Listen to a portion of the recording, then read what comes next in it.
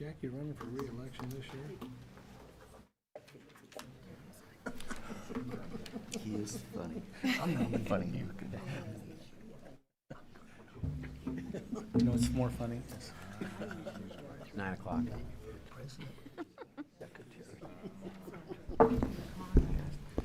Good morning, everyone. Before we begin today's meeting, I'd invite anyone who would like to join us to recite the Pledge of Allegiance.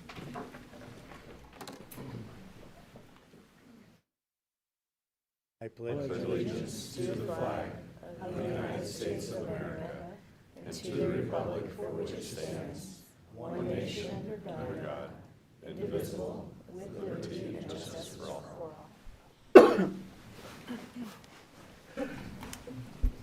Thank you. Secretary, could we call roll for the February 6, 2026 meeting of the Board of Regents? Regent Lacey, Yes. Regent Calamari, Here. Regent Wilkins, Here. Regent Schroeder, Yes. Regent Clare, Here. Regent Kenny, Here. Regent Makovica, Here. Regent Schaefer, Here. Regent Shear, Here. Regent Stark, Here. Regent Whites, Yes. Regent Wilmot. Here. A quorum's present. Thank you. In your materials, you have copies of the minutes from the board meeting from January 15th, 2026. I'd entertain a motion for approval. So move. Second. Are there any corrections to those minutes? Roll call, please. Regent Calamari, Yes. Regent Wilkins, Yes. Regent Schroeder, Yes. Regent Lacey, Yes. Regent Kenny, Here. Yes. Regent Makovica, Yes. Regent Schaefer, Yes. Regent Shear, Yes. Regent Stark, Yes. Regent Whites, Yes. Regent Wilmot, Yes. Regent Clare. Yes. Motion passes. Thank you. In compliance with the Nebraska Open Meetings Act, the board has posted a copy of the act in the back of the room. It is my honor to introduce Senator John Arch, Speaker of the Nebraska Legislature. Elected in 2018 and re-elected in 2022, Senator Arch represents District 14, which includes parts of Sarpy, encompassing La Vista and Papillion. In January 2025, Senator Arch was unanimously re-elected as Speaker of the Legislature, a position he held since 2023. Prior to his legislative career, Speaker Arch has an extensive career in healthcare administration spanning over 34 years, with most of his recent role as Executive Vice President of the Healthcare and Director of the National Research Hospital and Clinic of Boys Town. Mr. Speaker, thank you for joining us today.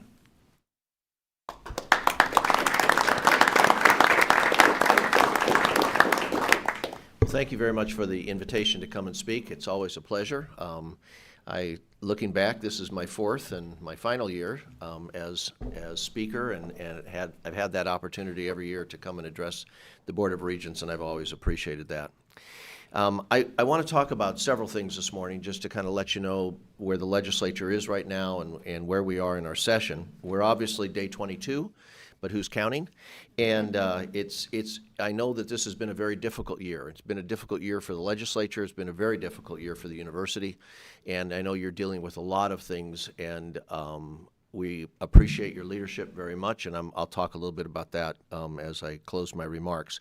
But first of all, with regards to the state budget, we obviously went into this with a $470+ million deficit that we needed to close.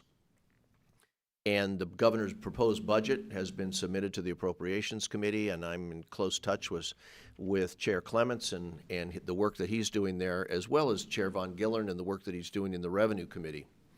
Those two things do tie together, and it's something that Speaker has to do in coordinating the bills from the Revenue Committee, that they get out ahead of the Appropriations Committee so that we know what our target's going to be when that budget bill comes to the floor.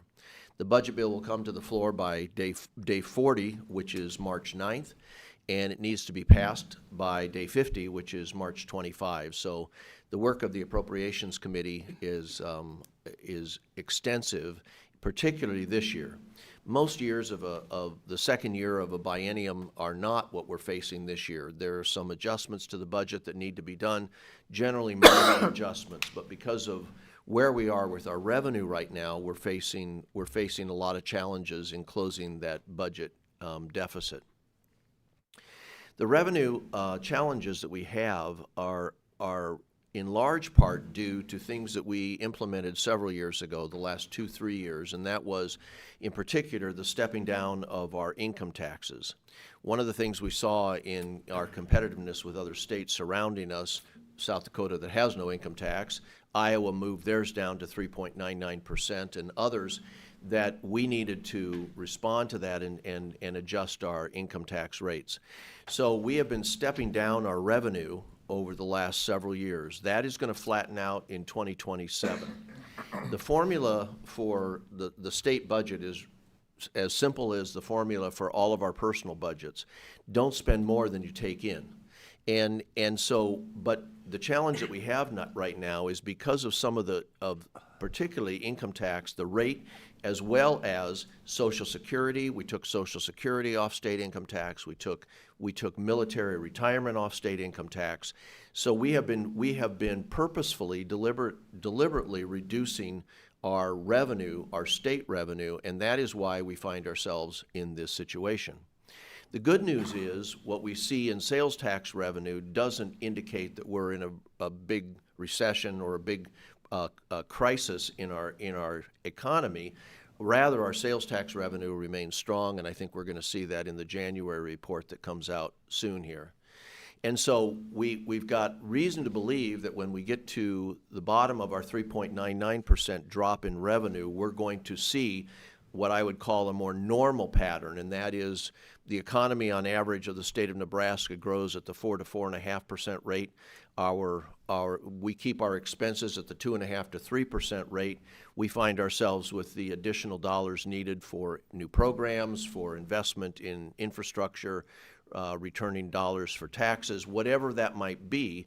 We find ourselves in a much better situation. So, we have seen in the last 2 recent quarters, we've seen a 5% GDP in Nebraska, which indicates that at some point we're going to see that in our tax revenue as well. So I say that only to say to you at the Board of Regents, who obviously depend greatly upon the predictability of our budget at the legislature, that better days are coming, and I really do believe that. We're in a period right now where we have to adjust to our expenses, but we see a time when we will flatten that out because of our dropping revenue, and we'll continue to grow at a more normal pace. We obviously have rainy day funds, and we have a 3% reserve that we are required to put into our budget, and so we have the dollars to pay our bills. But that's a little bit about where we are with the budget right now. So this is my last year as speaker, and it's my last year speaking to you as well. And I was just reflecting on some of the things that have happened while I was in the legislature, not necessarily when I was speaker, but while I was in the legislature, some of the partnerships that we've had between the university and the legislature, and I just want to identify some of these as we reflect on our partnership. It was right before I joined, but the expansion of the UNMC College of Nursing to Kearney campus as part of the University of Nebraska's Building a Healthier Nebraska initiative, the new building, which allowed for the expansion of nursing students, focusing on rural primary care, opened in 2015, and that was $15 million in state funds. The Rural Health Education Building, when we got into ARPA, the ARPA dollars that provided from Congress, we had the opportunity to invest in a number of things at the university's initiatives. The Rural Health Education Building, of course, in Kearney, that was $60 million in 2022. The Behavioral Health Education Center, it was an entity that was housed at the university to address behavioral health workforce, and that was $25.5 million in ARPA. Pancreatic cancer research for excellence, that was also in 22, matching funds of $15 million there. The University of Nebraska Lincoln Agriculture Innovation Facility, $25 million in the state budget in 22. We expanded statewide student internship programs proposed by the Chamber of Commerce, and that was a $20 million investment in 22, and a public-private partnership as well with Stratcom, and the university was involved in that. That was $20 million, and of course, our ongoing Project Health commitment and to that initiative. I say that only to say that, again, back to my early remarks, and that is that I really feel as though that what we've experienced between the legislature and the university has been a dip, but not a reflection of a lack of commitment to the university, and we will see that as funds become available again and the opportunity once again to engage in more of these partnerships over the next years. I was also reflecting on just one other thing, and these are my closing remarks, but there is a lot that we share together, and that is that we are both trying to deal in leadership during some periods of dramatic change. Higher education is in its dramatic change right now. I reflect back on my experience in healthcare, and it reminds me of the time when healthcare was going through the transformation of moving from an inpatient-based model of care to an outpatient-based model of care, and the stress that placed on the industry and all employees and leadership as to how to navigate those kinds of transformational tides within our society. And I see higher education, and you know better than I, higher education is in some very, very similar strong tides and changing how education will be delivered in the future. And that's particularly difficult for leadership in the middle of that. And so I sympathize with you as well on the Board of Regents. You have a big job, and appreciate you stepping up to do this during these times. So thank you very much for stepping into that challenge, and together, and I say that together as in the legislature and the university, together we will meet these challenges. The critical role that the University of Nebraska play can't be overstated. It is absolutely essential to the economy and to the future workforce in Nebraska. We recognize that, and we want to continue to partner with you to make sure that Nebraska is even better as we step out of leadership one day.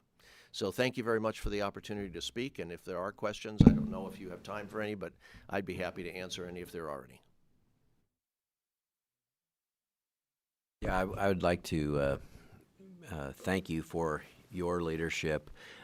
You're right, the partnerships that you've talked about in your remarks didn't mention, the Buffett Cancer Center and the Davis Global Design Center and the nursing school on UNL's campus and out in Scottsbluff and Norfolk. I mean, when we work together, we can truly move the needle and for the benefit of our state. So I really appreciate that. I also would be remiss if I didn't say, hey, we should have regular meetings with you to talk about what 2 or 3 things the state of Nebraska should emphasize and say, we're going to be really good at that, and then figure it out and go for it so that we're not reliant on the ebbs and flows of the economy itself, but have something that's maybe a little bit more recession-proof or more proof from the $4 corn versus $8 corn argument. So I'd love to continue the dialogue on those things as well. Yeah, I really appreciate that. The other day at the executive board, we had a hearing on a bill that was Senator Spivey's bill that wanted to create an economic development task force, and she identified the people that should be there. And I said, "Where's the university?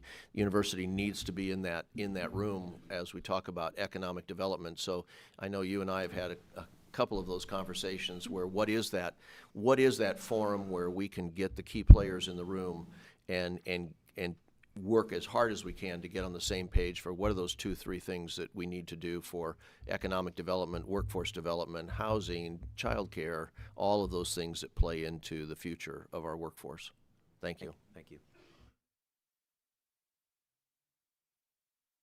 Speaker, I was just going to say congratulations on a great job. I know it's just as tough behind that podium at the legislature as it is sitting at this one. So Congratulations. You've done a great job and been a great friend of the university. Thank you. Thank you. And thank you for allowing me to come and speak to you this morning. Thank you.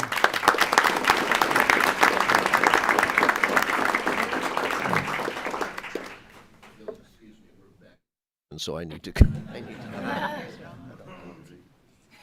Thank you again, Speaker. It is now my honor to introduce our next honoree, Senator Deb Fisher. a lifelong Nebraskan who currently serves as senior senator from Nebraska. Senator Fisher was the first woman elected to a full Senate term in Nebraska. Elected in 2012 and reelected in 2018 and 24. She currently serves on 6 important Senate committees: Armed Services, Appropriations, Commerce, Agriculture, Rules and Ethics. Before her election to the U.S. Senate, Senator Fisher served in the unicameral representing the 43rd Legislative District from 2005 to 2013. During her time at the state legislature, she chaired Transportation and Telecommunications Committee. She also was a member of the Revenue Committee, Natural Resource Committee, and the Executive Board. Born and raised in Lincoln, Senator Fisher attended the University of Nebraska at Lincoln, graduated with a degree in education. While we are all prevented by bylaws from providing Senator Fisher with an honorary degree, we are all very grateful for her work, for what she has done and continues to do for the university, and consider her a true partner in continuing our mission. I now ask Regent Schaefer to do the honors of presenting Senator Deb Fisher with the Distinguished National Champion of Science Award. Regent Schaefer.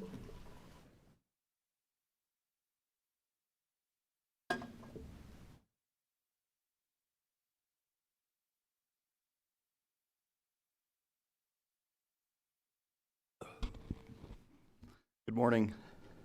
We are pleased to recognize U.S. Senator Deb Fisher, who joins us this morning to present her with the national award given by the Science Coalition, made up of over 50 public and private universities, including the University of Nebraska system. The Science Coalition's mission is to demonstrate the impact and importance of federal investments in the scientific and research communities across universities here in the United States. The Science Coalition's Champion of Science Award recognizes members of Congress whose actions and votes consistently reflect their support of scientific research. Champions of science like Senator Fisher believe that federally funded scientific research conducted at universities is essential to our nation's future, drives innovation, and fuels our economy. As the newest Champion of Science Award winner, Senator Fisher joins colleagues like Senator Collins of Maine, Senator Hassan of New Hampshire, and Senator Young of Indiana, who also have received this award. Senator Fisher has championed scientific research at the University of Nebraska, and more specifically, broadly in the areas of agriculture, health, national security, and transportation safety. Senator Fisher is receiving this award for her advocacy for Nebraska and support of federally funded scientific research at the university, including the following: securing a $72 million research grant so far for the USDA Agricultural Research Service National Center for Precision Agriculture at the Nebraska Innovation Campus, which I believe we had a groundbreaking for that about a year or so ago. Funding for the National Drought Mitigation Center at UNL, whose U.S. Drought Monitor map is used by the USDA to deliver disaster relief to producers, which since 2008 has totaled over $29 billion. Authorizing and funding a pilot program and permanent program for civilian military medical surge capacity with the National Disaster Medical System, U.S. Department of Health and Human Services, and U.S. Department of War. Supporting transportation safety research at the University of Nebraska, an area close to her heart since her father served as Nebraska Department of Roads civil engineer for many years and liked to take his family on road trips to see highways across Nebraska. Very nice. But Senator Fisher's support for science goes well beyond Nebraska, including sustaining strong funding for federally funded research at other universities, supporting science and building research capacity in less populous states through the National Science Foundation, EPSCoR, and National Institutes of Health IDEA programs. Also in advocating for federal investment in agricultural research, hosting USDA Secretary Rollins in Nebraska last fall, and hosting Agricultural Committee Chairperson Senator Boozman of Arkansas in 2023. She's also been championing broadband infrastructure for America's rural areas and agricultural lands to enable precision agriculture and that type of technology for all producers. Senator Fisher has sponsored legislation supporting science, including the following: the Building Blocks of STEM Act, which became law in 2019, expanding NSF education grants for science, technology, engineering, and math to include elementary, preschool, and underrepresented populations, especially girls. The National Integrated Drought Information System Reauthorization Act and amendments to 1977 legislation requiring the USDA to have multi-year cooperative agreements for drought prevention, preparedness response, and mitigation. Legislation for research on agricultural data, security, and connectivities, such as the Developing Innovation and Growing the Internet of Things Act and the Advancing of LOT for Precision Agricultural Act. It has also been involved in the Community College Agricultural Advancement Act to make USDA competitive grants to community colleges for agricultural workforce training. The expanding Partnership for Innovation and Competitiveness Act to advance the measurements of science, technical standards, and collaborations with universities and industries and nonprofits across the U.S. For all these reasons and accomplishments, I would like to thank Senator Fisher for being our champion and to present her with the National Champion of Science Award. Please give her a hand.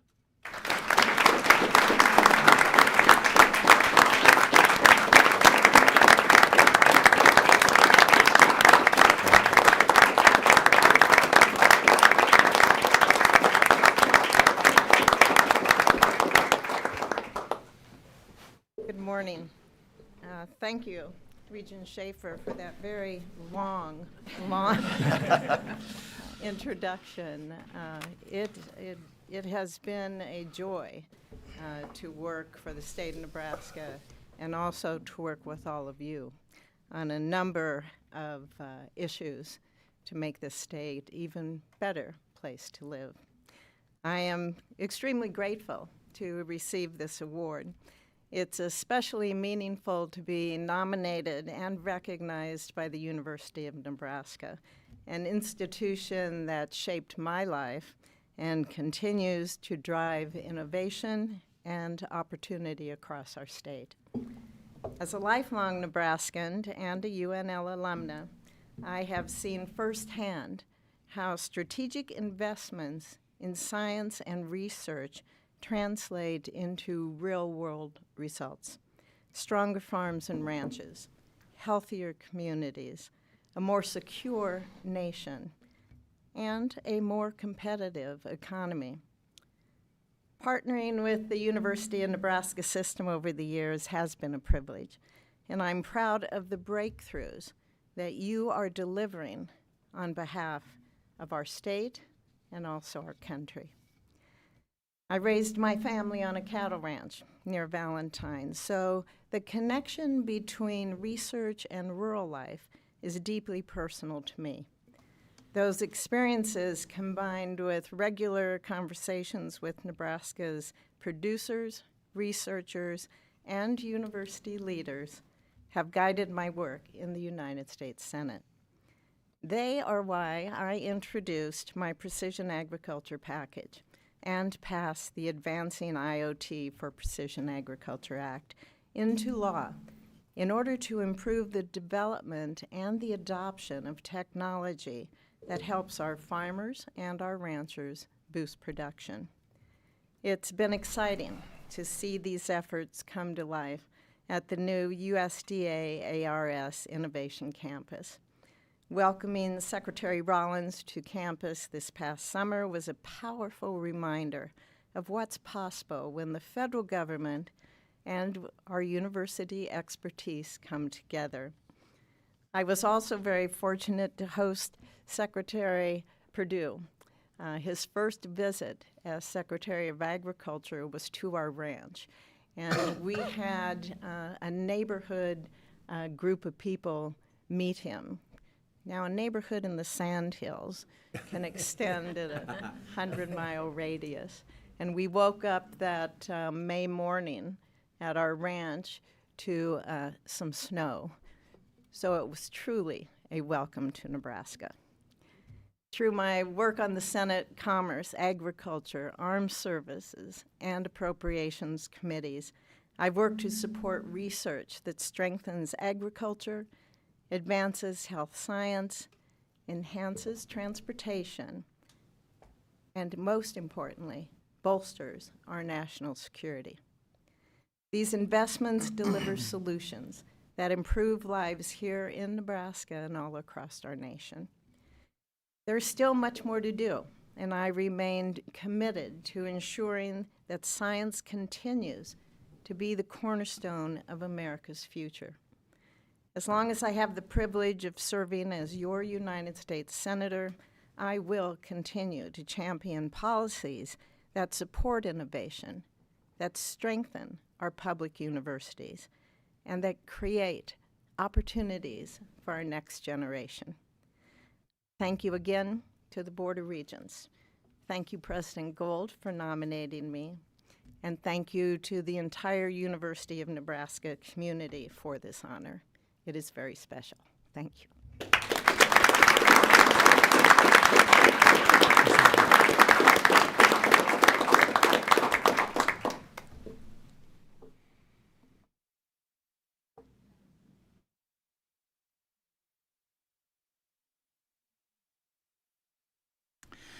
Now we move on to the kudos. At each Board of Regents meeting, we take time to recognize those persons who too often don't receive the recognition they deserve. The Board of Regents believes that it's vitally important that we acknowledge your commitment as well as your contributions to the university. To have been nominated by either a supervisor or fellow worker is an honor in itself. As kudos recipients are announced, please come to the podium and join the regent making the presentation. Following each presentation, we will take pictures that will appear on our website. President, Chancellor, the recipient's family will be part of that photo. The first kudos recipient is Tamara Omtweit from the University of Nebraska at Kearney, and the award will be presented by Regent Schroeder.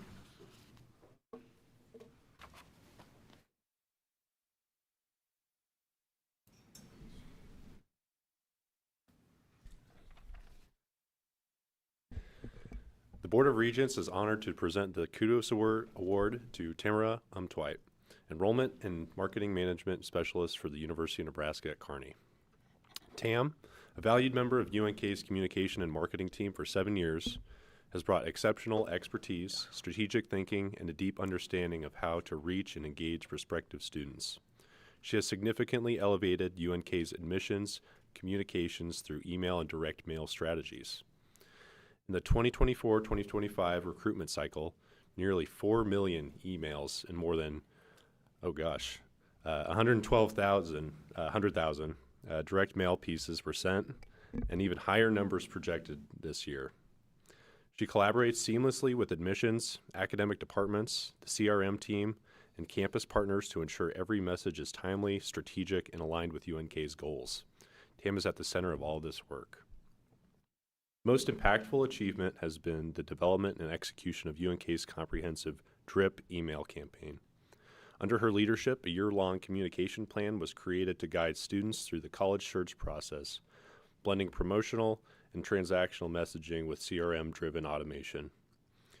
This level of strategy and execution did not exist before Tam's tenure. Tam is the first to emphasize that this success is shared. She says, "I'm honored to receive this award, but the success of our email communications is truly a team effort. Our CRM team provides the structure, insight, and reliability that ensures our messages reach the right students at the right time. Their behind-the-scenes work makes it all possible."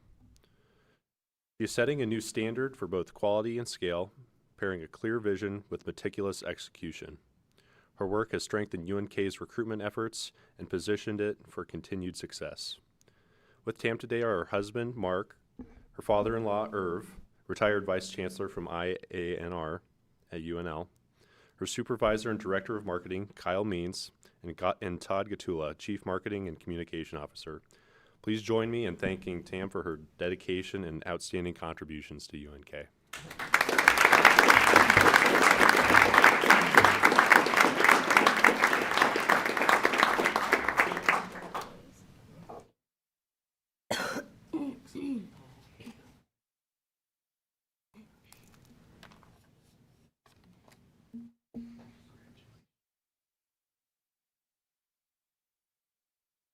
Mark on flight. Don't acknowledge him.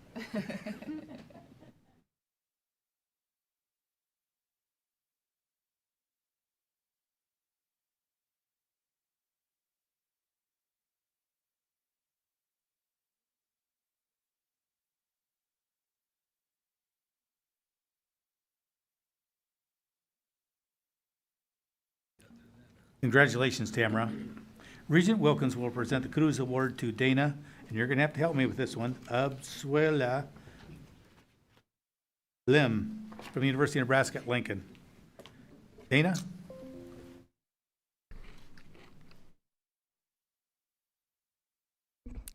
The Board of Regents is pleased to present a Kudos Award to Dana Abu Swilam, Business Systems Analyst at the University of Nebraska-Lincoln.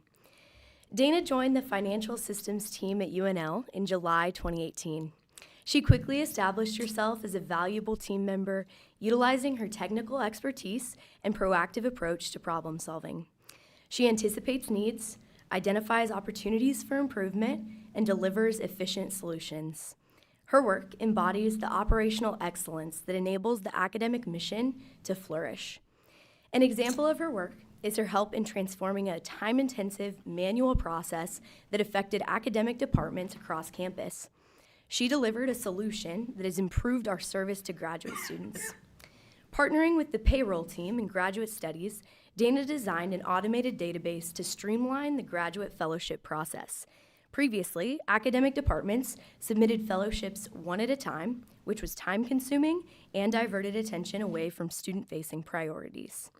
Dana's solution allows departments to submit comprehensive fellowship lists that are automatically validated against data warehouse data, with errors flagged for correction before processing. The verified data flows seamlessly into an SAP payroll upload template, eliminating hundreds of manual entries. The impact of this project extends across the entire campus. Academic departments now spend less time on fellowship processes and more time supporting graduate students. Joining Dana today are her spouse, Tarek Daher, Assistant Professor of Practice in Civil and Environmental Engineering Department, and Lacey Rowe, Associate Vice Chancellor and Controller. Please join me in thanking Dana for her dedication to the University of Nebraska-Lincoln.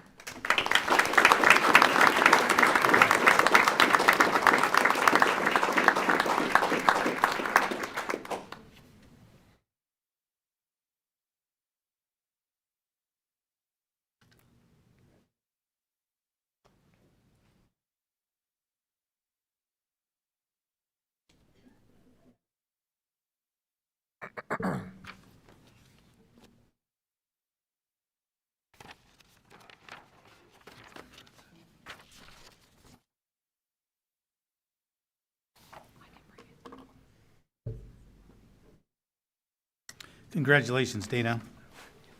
Regent Calamari will present the Kudos Award to Carmen Serezzati from the University of Nebraska Medical Center.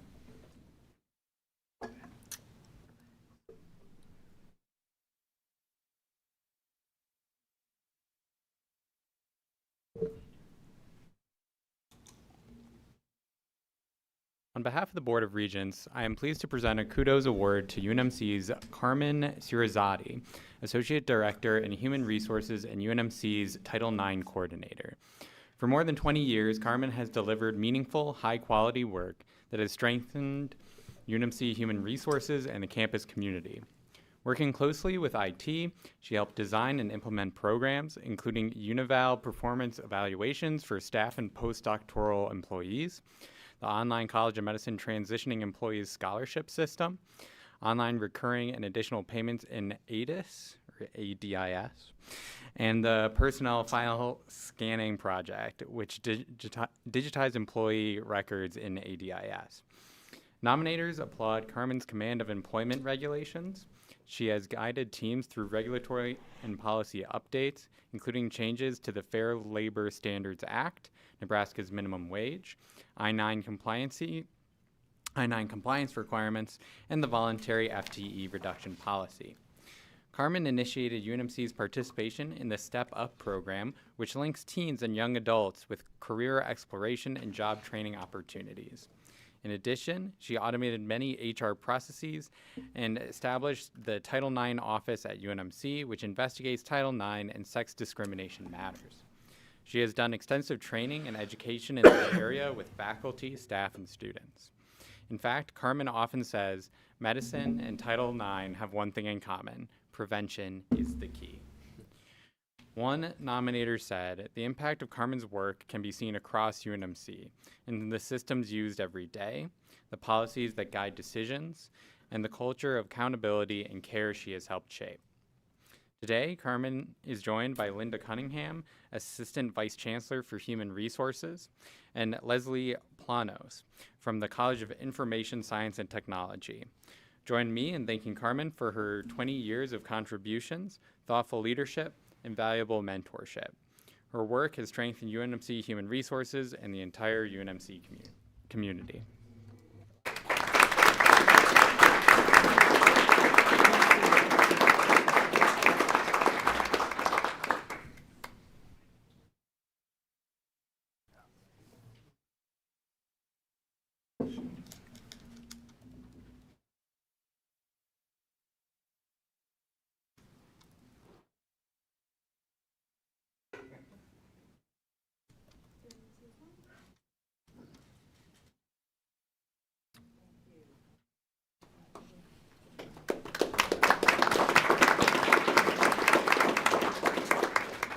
Congratulations, Carmen. Regent Lacey will present the Kudos Award to Casey Wells from the University of Nebraska at Omaha.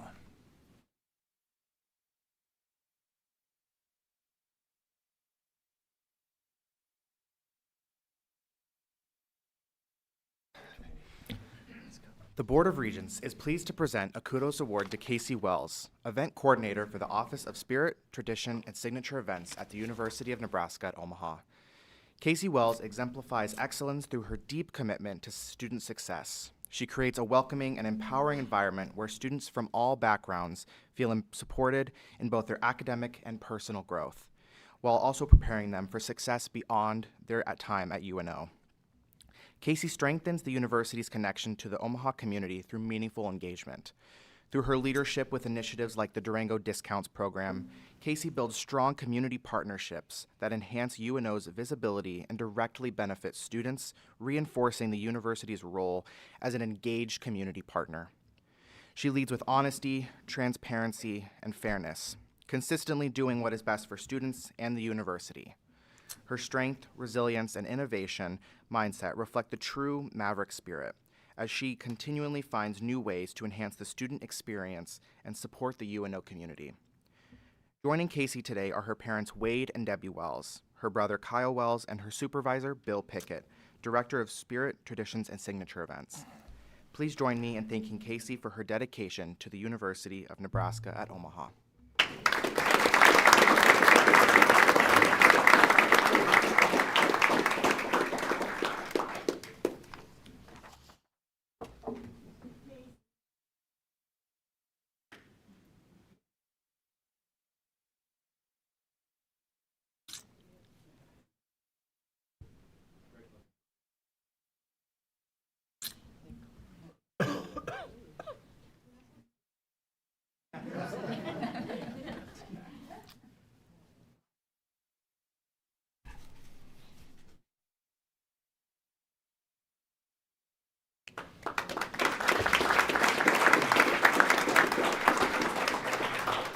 Congratulations, Casey.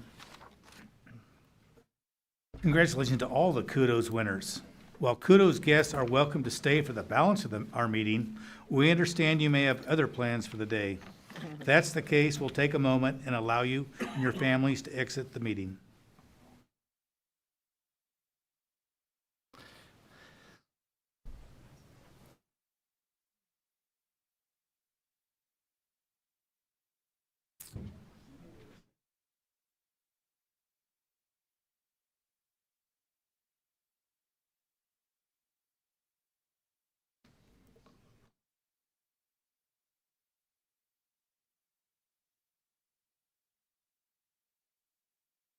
Regent Claire, I believe you have a motion for us.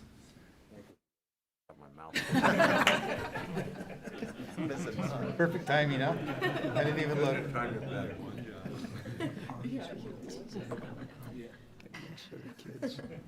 I move to suspend the rules for the purposes of going into closed session. I move to suspend the rules for purposes of going into closed session. Is there any objection to suspending the rules to move into closed session to now? Hearing none, no objections, we suspend the rules. I believe, Regent Shear, you have a motion to take us into closed session. By golly, I do. I move that the Board of Regents go into closed session as authorized by Section 84-1410 of the revised statutes of Nebraska for the protection of the public interest and to prevent needless injury to the reputation of persons who have not requested a public hearing for the purpose of holding a discussion limited to the following subjects: a strategy session with respect to real estate purchases and honorary degrees and awards. Regent Shear makes a motion. Do we have a second? Second. Roll call, please. Regent Wilkins? Yes. Regent Schroeder? Yes. Regent Lysy? Yes. Regent Calamari? Yes. Regent Makovica? Yes. Regent Schaefer? Yes. Regent Shear? Yes. Regent Stark? Yes. Regent Whites? Yes. Regent Wilmot? Yes. Regent Claire? Regent Kenny? Yes. Motion passes. We are in closed session.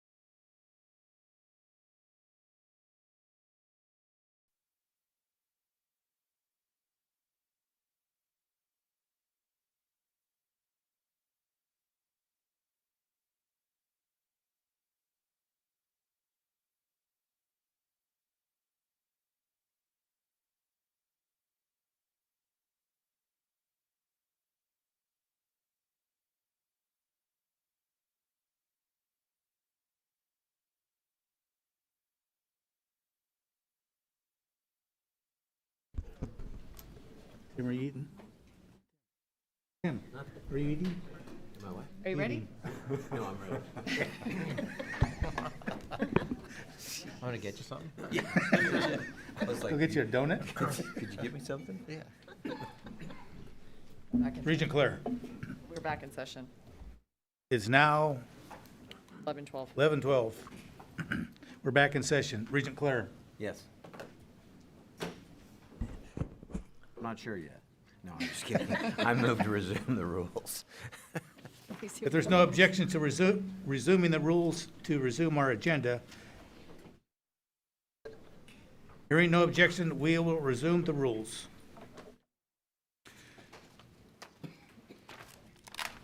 Just right here. I'll turn it over. President Gold, the floor is yours. Well, thank you, Chair Kinney, and a warm welcome to all of you this morning. I'm very grateful for the partnership that we have with Speaker Arch and, of course, for Senator Fisher, particularly for joining us here today to accept the much-deserved Champion of Science Award. Senator Fisher's efforts have helped secure major investments for the University of Nebraska research initiatives, including, as you heard, in precision agriculture, drought mitigation, medical surge capacity, transportation safety, and many others. Through her legislative leadership on STEM education, ag research, data security, broadband infrastructure, and innovation, she exemplifies the role of a congressional champion who understands that university-based scientific research drives innovation, strengthens our economy, and secures our nation's future. I'd also like to welcome our newest regent, Dr. Joel Makovica. As you know, Regent Makovica's name may be familiar to some of you.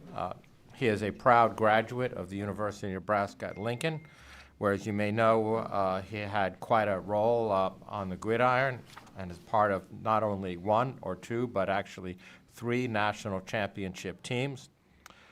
He went on to become a very prominent business leader and the founder of a very successful physical therapy company, which now has clinics in Lincoln and Omaha and the surrounding areas. So, Regent Makovica, I want to welcome you to yet another championship team. Great to have you.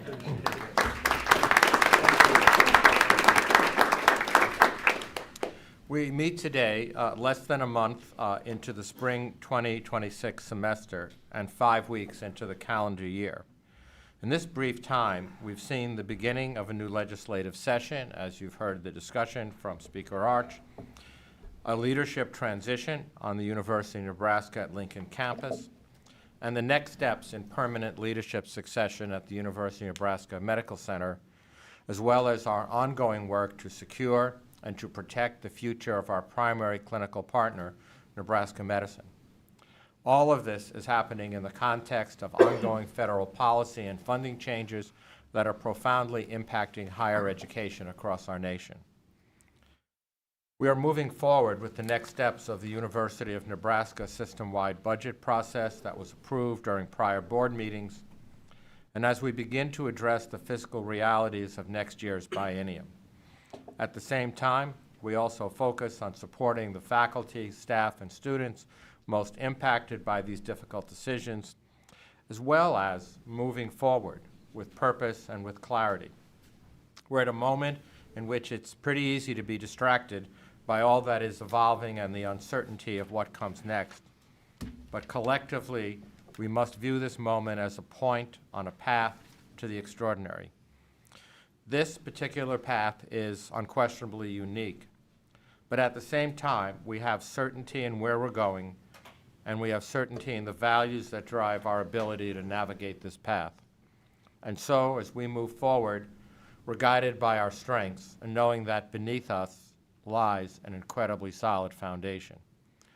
We continue to work alongside our governor and state senators throughout this year's legislative session in a true spirit of partnership. As always, these partnerships are based upon the strength of our programs that educate our students, conduct groundbreaking research, and engage in meaningful ways with those we serve, work that continues every day. At the same time, we continue to emphasize and must continue to emphasize at every possible opportunity the critical role of our university in building and supporting the future workforce of our state, and as a most powerful driver of economic prosperity for the next quarter century, and many more to come.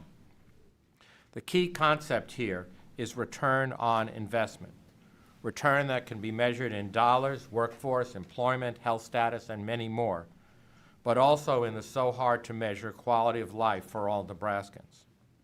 Nearly 1 in every $11 in our statewide gross domestic product is directly or indirectly attributed to our university system, and this is among the very highest proportion of GDP in the entire nation.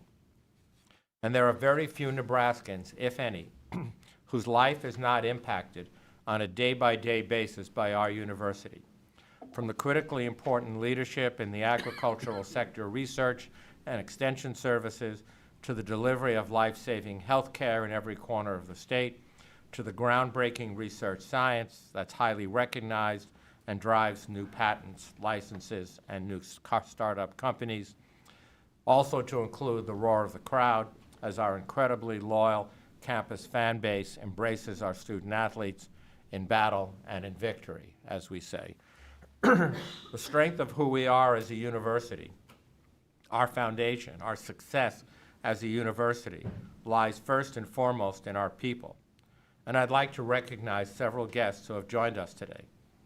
First, I'd like to recognize our current cohort of the New Deal program. The New Deal, or Developing Excellence in Academic Leaders program, is a 2-year system-wide program that helps already excellent leaders further hone their leadership skills. Would our New Deal guests who are here today please stand and let us recognize and thank you for this leadership.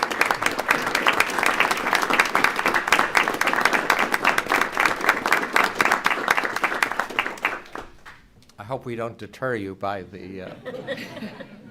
I'd also like to recognize Dr. James Schnabel. Dr. Schnabel is the Nebraska Corn Checkoff Presidential Chair at the University of Nebraska-Lincoln, who has recently received the 2026 National Academy of Science Prize in Food and Agricultural Sciences. This award is one of the National Academy of Science's highest honors, and it recognizes research that is reshaping modern agriculture. Research that delivers clear benefits to farmers, such as higher yields, crops that need less fertilizer, and improved tolerance to drought and other stresses. His influence extends, however, well beyond research through startups, major grant funding, and the many scientists that he has educated and trained who now work across academia and in the agricultural industry. Dr. Schnabel, would you please stand and let us recognize and congratulate you on this incredible award.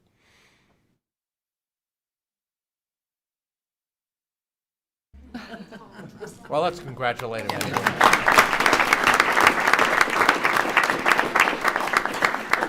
So you don't have to be present to win? He did in Washington, however. In addition, UNL's Matthias Schubert, the J.A. Willem Distinguished Professor of Engineering, has now been named a 2025 Fellow of the National Academy of Inventors. This honor recognizes researchers whose work leads to impactful technologies. That is certainly the case for Dr. Schubert, who is known for using light-based techniques to study materials and helping advance electronics such as semiconductors, displays, and power devices. Dr. Schubert, would you please stand and let us recognize and thank you for this achievement. The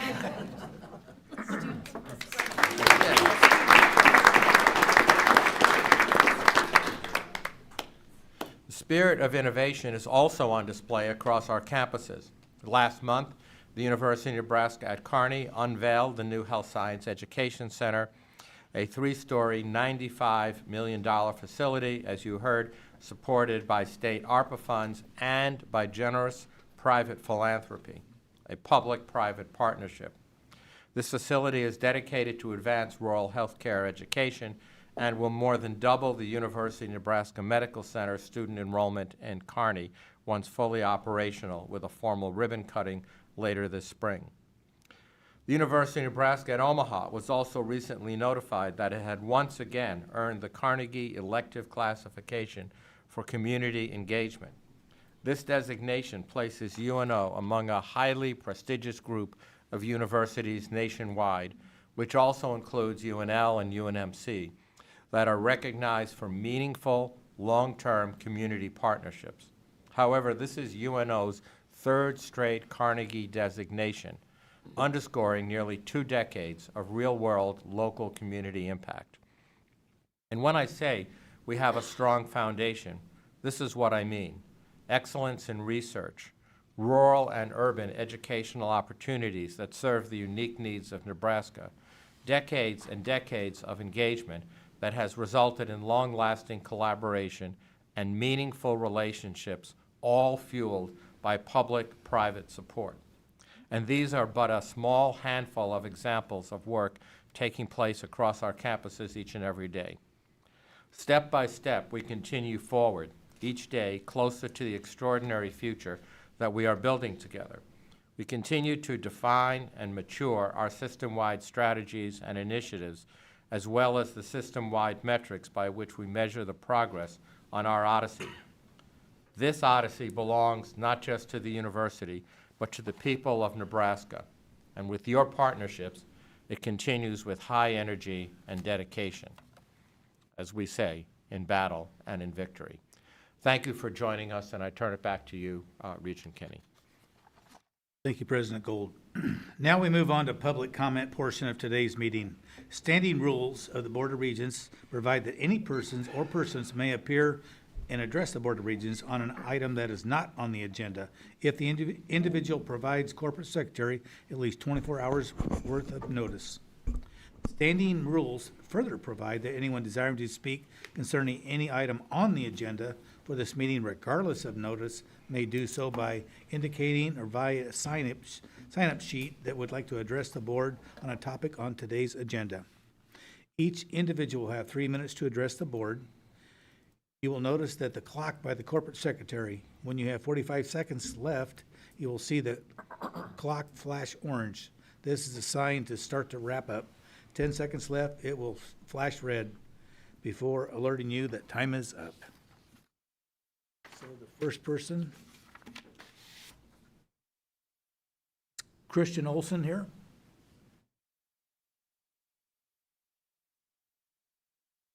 John Schrader.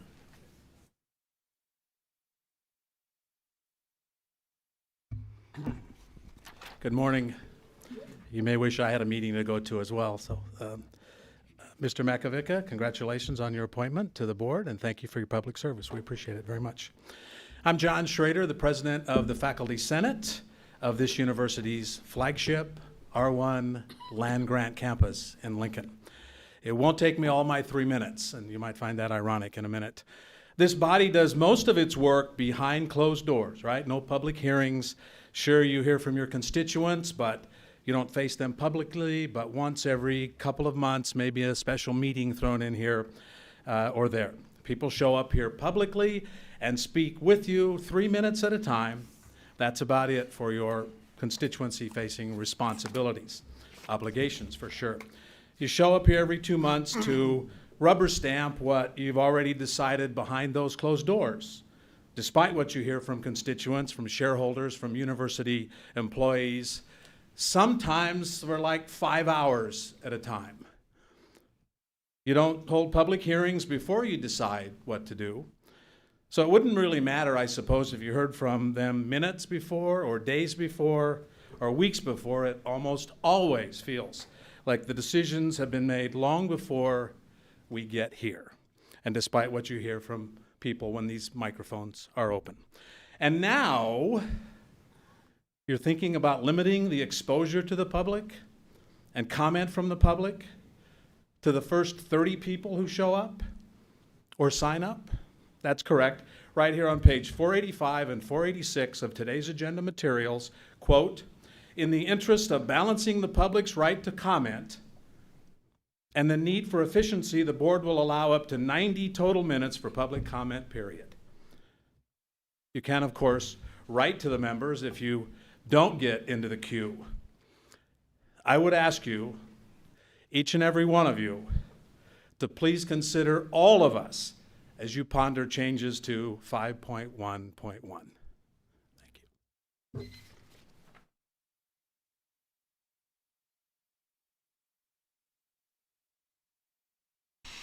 I believe no one else is on the list. Are there any additional speakers not here, have not been heard, have an opportunity to address the board on an item on the agenda? If so, please come forward, identify yourself, and complete the sign-in sheet before you leave if you have 3 minutes to address the board. Being that no other persons wishing to comment, I now declare the opportunity for public comment closed. It is now time to consider the consent agenda. The consent agenda is indicated by its name. It is moved and voted on by a group of items opposed to the administrative agenda, where the items are considered and discussed individually. With that being said, unless one of my colleagues on the board wishes to consider one of the items on the administrative agenda separately, I would invite a motion to approve the consent agenda. I have several items I'd like to discuss on the consent agenda. Okay.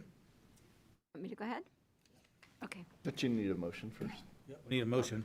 Second. Vote? No. Roll call? No vote? No? Okay.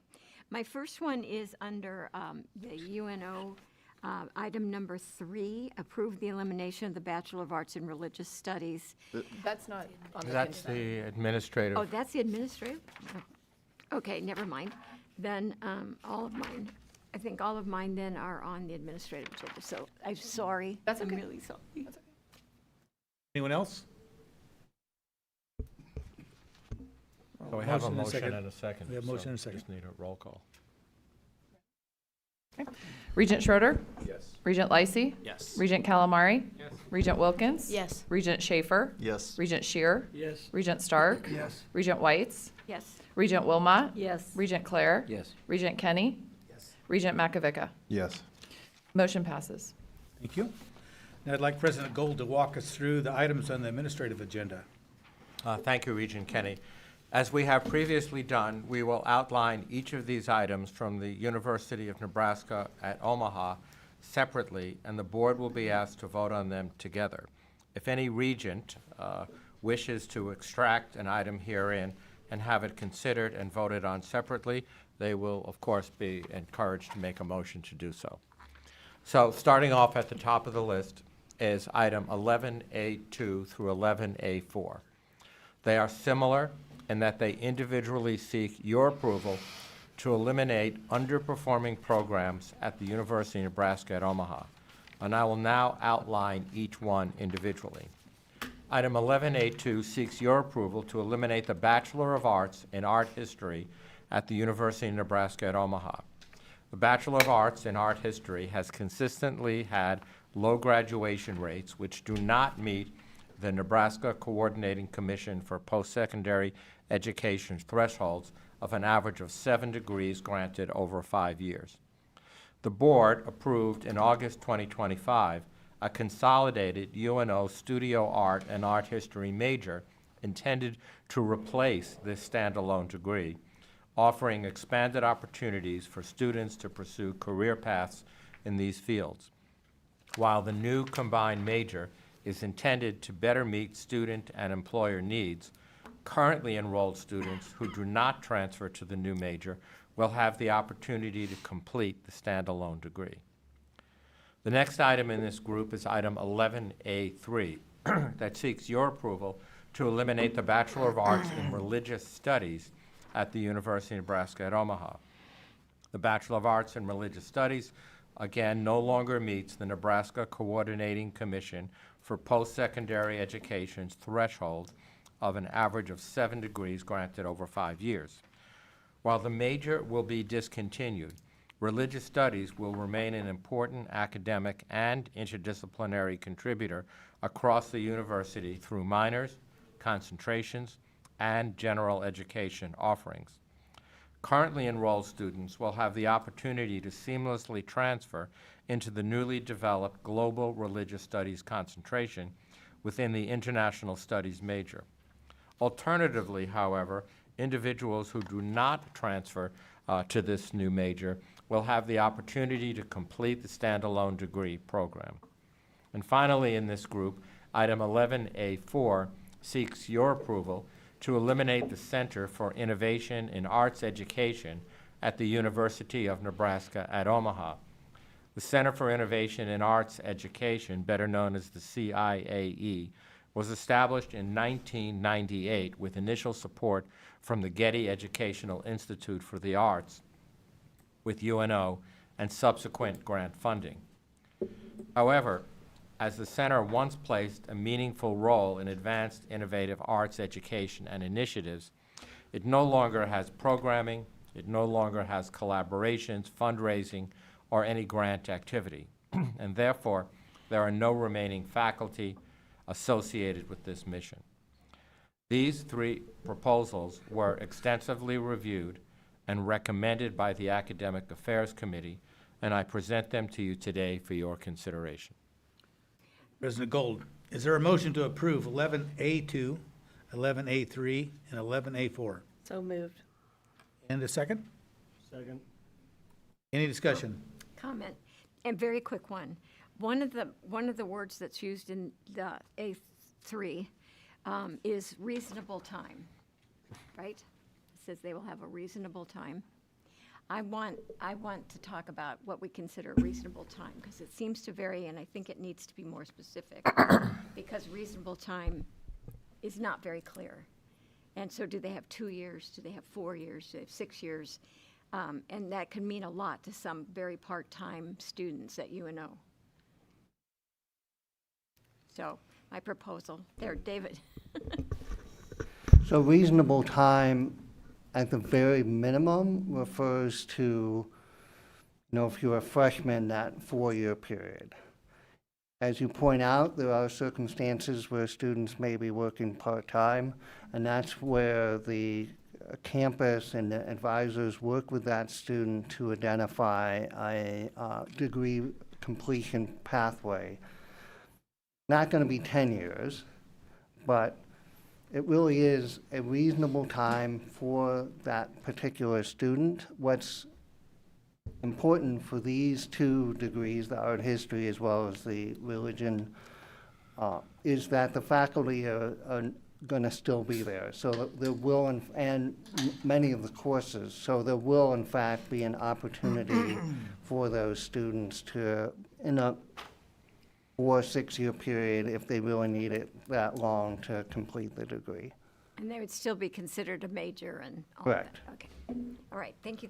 I just wanted to clarify. And you should also know that there are appeal processes if there's disagreement on the subject, and we always do everything we can to support the student's success. Okay. Dr. Lee? Dr. Lee? Regent, thank you very much for a thoughtful question and share your concern with our students. And actually, all the students involved in these programs, we have worked with them with a very thoughtful, student-centered academic plan. There's no elimination of faculty member or staff relating to these, because these are very important supporting faculty on other majors. So we will still provide a strong academic advising, and we will be very considerate to make sure that the student will cross the finish line in a reasonable time. Of course, it's not 10 years, and the goal is to make sure every single student is taken care of. Okay. Thank you. I just want to make sure we think about the part-time students. Anyone else? I also had a question on that. So if these students who were theoretically a freshman in this program, they decide they want to continue in it, go through 3 years, and then had to take a gap year for employment or whatever, could they come back and use those credits for the new majors that these are being rolled into?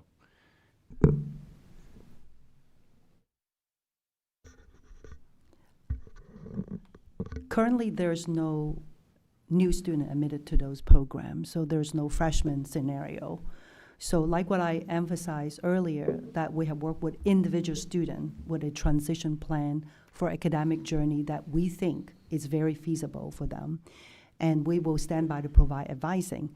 Now, But in terms of all the details, I can ask our Senior Vice Chancellor for Academic Affairs, Dr. He, to tell you a little bit more. And Dr. He, would you like to comment?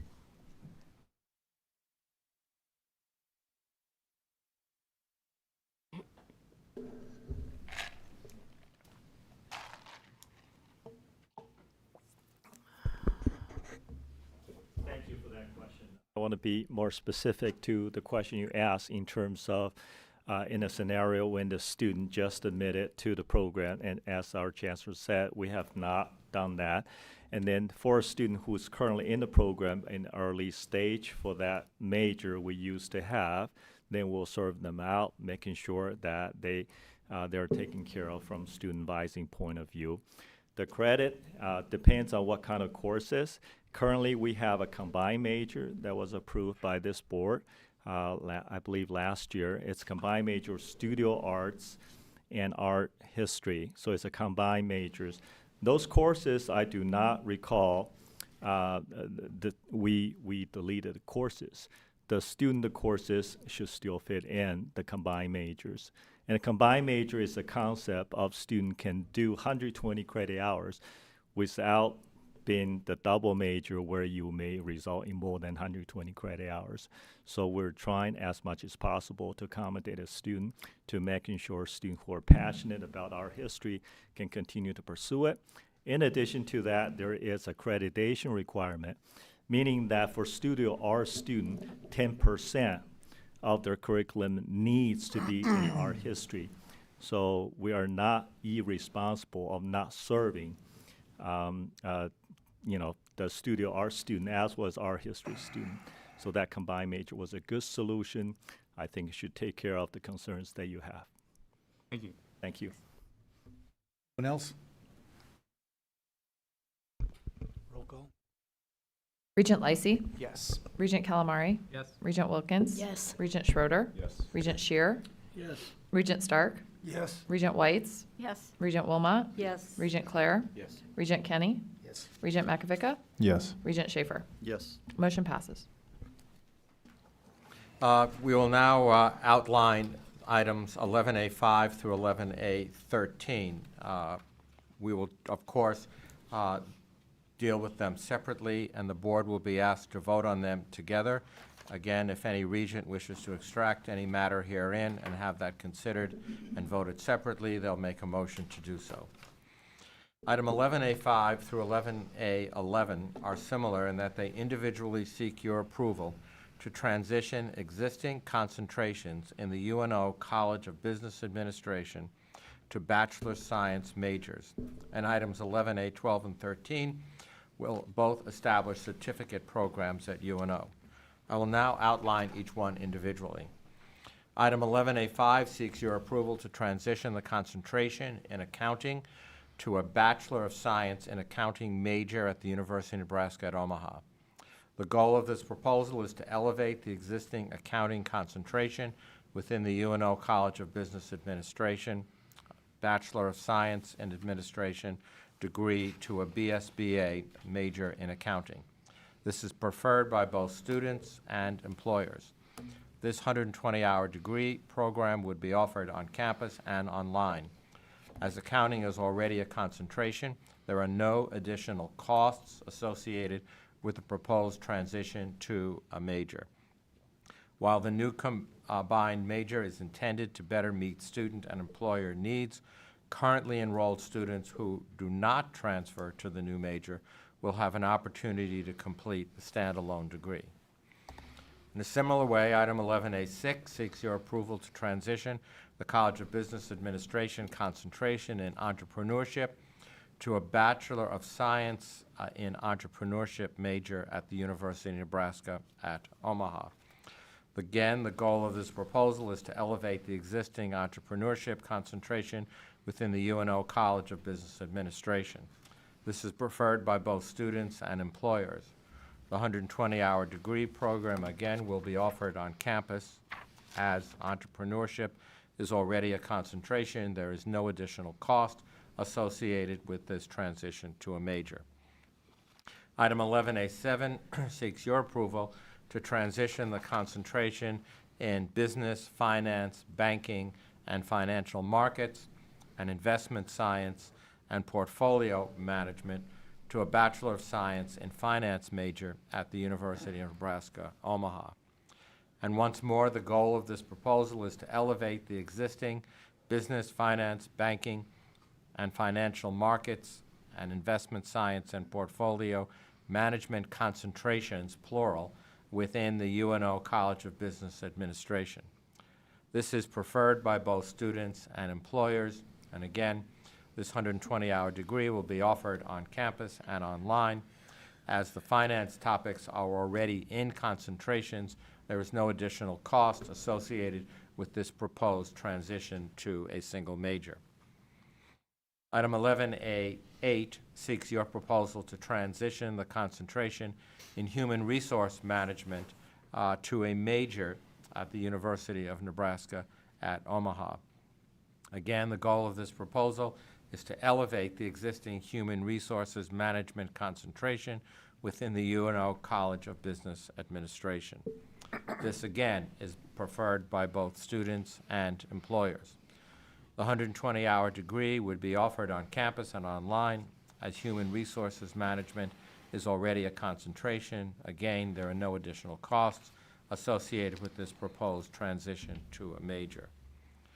Item 11A9 seeks your approval to transition the concentration in business administration and logistics to a Bachelor of Science in Logistics and Supply Chain Management major at the University of Nebraska at Omaha. And once more, the goal of this proposal is to elevate the existing logistics and supply chain management concentrations within the UNO College of Business, and again, preferred by both students and employers. This 120-hour degree program will be offered on campus and online. And again, as logistics and supply chain management are already concentrations, there are no additional costs associated with the proposed transition to a major. Item 11A10 seeks your approval to transition the concentration in management leadership to a Bachelor's of Science in Management Leadership at the University of Nebraska at Omaha. This will, again, elevate the existing management and leadership concentration within the UNO College of Business Administration, again, preferred by both students and employers. The goal of this proposal, will require no additional funding and will remain a 120 credit hour degree.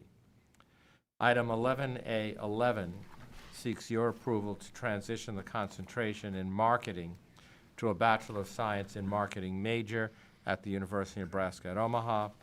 The goal of this proposal, again, is to elevate the marketing concentration within the College of Business Administration.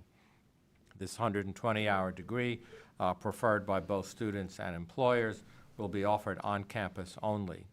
As marketing is already a concentration, there is no additional cost, again, associated with the proposed transition to a major. Remaining items relate to the establishment of certificates. Item 11A12 seeks your approval to establish an undergraduate certificate in integrated leadership to be administered by the Division of Continuing Studies in the College of Public Affairs and Community Service at the University of Nebraska at Omaha.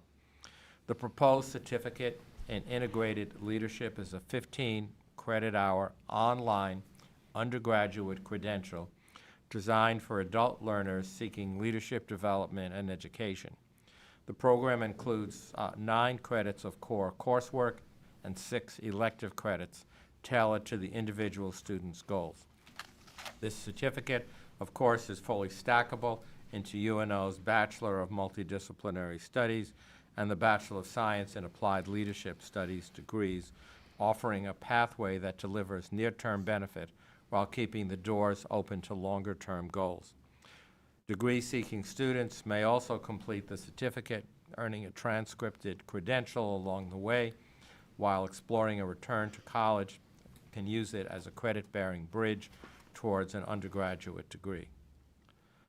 11A13 also seeks your approval to establish an undergraduate certificate in operational leadership to be administered by the Division of Continuing Studies and the College of Public Affairs and Community Service at the University of Nebraska at Omaha.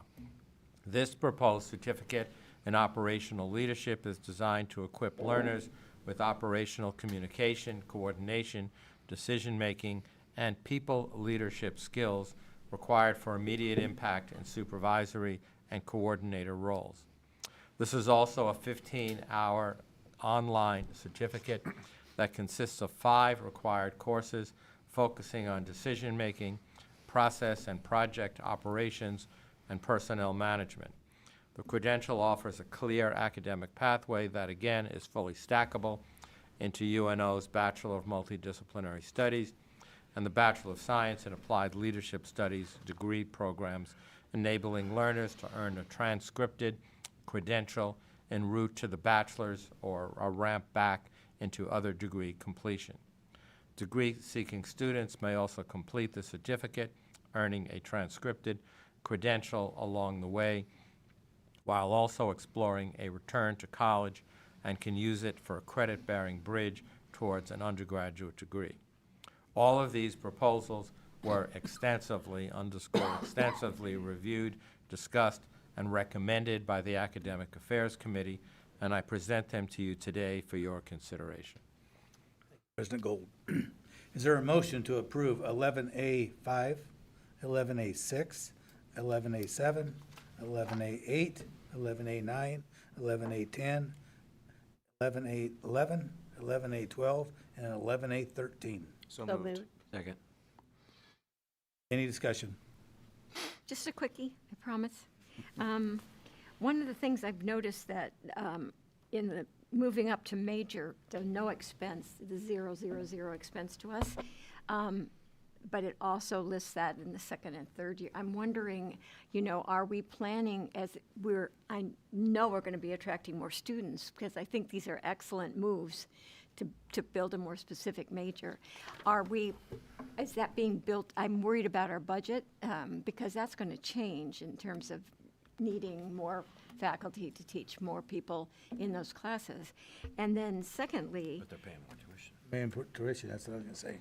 well, I have a lot to say about that too. But, the UNO marketing major, predicts $100,000 in tuition gains by that third year out. If that doesn't happen, but we've hired faculty for that. I'm a little concerned about this no cost, because I think there will be costs, and I want to make sure that we're addressing that need in our budget. The other piece is, how do we communicate that to the public at large, to the business owners or organizations that hire our workers, that we've changed these majors to fit with the workforce requirement? So what marketing piece do we build into these changes that allow that to be public knowledge for everyone? Chancellor Lee? Thank you, Regent, for a very thoughtful questions.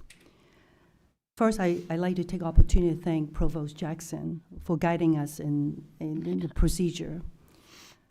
The combined proposals in front of you represent one goal from UNO, student success. Right.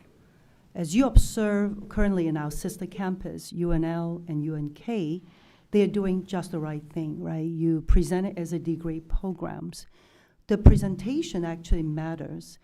So many of you actually knew that I was a business dean for 9 years, including one R1 school, a preeminent university in the state of Florida. Some of you may not know, I also served as a advisor board on International Advisory Council for ACSB, which is the accreditation body for North America Business School. During that period, I also served on the European Management Economic Development Council that is accrediting for European school. And then I also serve as an executive member for CLADEA, which is a Central and Latin American school.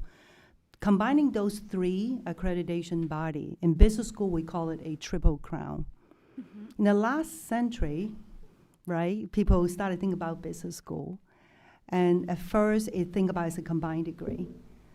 But in the last decade, we started to see the conversion into this kind of degree title. It matters to the employers because it provides clarity on the training. It matters to our students. So in February this month, College of Business Administration will have ACSB accreditation team coming. The first line of communication is absolutely we communicate to our accreditor. This is what we're going to do. And I'm very appreciative of our colleagues. They have gone through years of self-reflection because we want to do it right by the students. So after years of debating, and they came to the conclusion, let's call it a self-correction, right? We need to follow convention to give our student an opportunity. So the first line of marketing will be, if ASASB accredited gone through smoothly, hello, we have now the degree program. We are joining our sister campuses to do the right thing to promote our student degree in an unambiguous way. And obviously, right, you asked a second question, right? Well, how could it be no resources needed? Now, currently, we hope, that's the way all campuses want to increase enrollment for University of Nebraska system. We will do our best. And as we start to, if the good problem come, we really do have more students, we'll provide a little bit more revenue, and that will be supporting kind of like a jigsaw puzzle, right, in professors and staff need or so. I must say, this also have a major advantage for UNO and also for the system. Now we standardize with our sister campuses that facilitate the cross-campuses transfer. Let's say a UNO student in finance wants to transfer UNL. Now it makes sense. Right? That's exactly a lot of things that a lot of regions asked before. How can we have closer collaboration? I had the opportunity to talk with, Chancellor Ankerson about that, and we believe that will be the future, that we able to standardize a lot of things, and the student can cross campuses transfer. That will benefit the whole system. So we think that our faculty-driven process is really well thought out. It would not require substantial increase in resources, at least in initial years. So if the good problem comes and we end up having more students, we will move our budget to support that.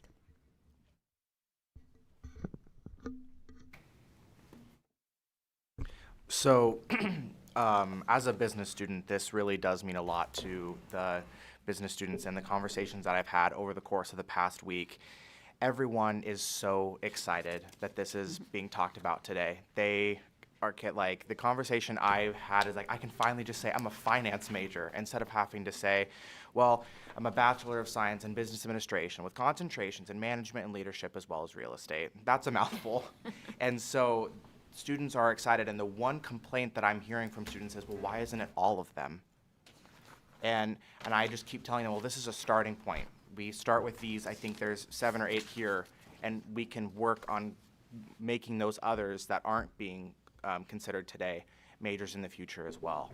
And I just, as a business student, I'm so excited about this, and this is great things are happening through CBA.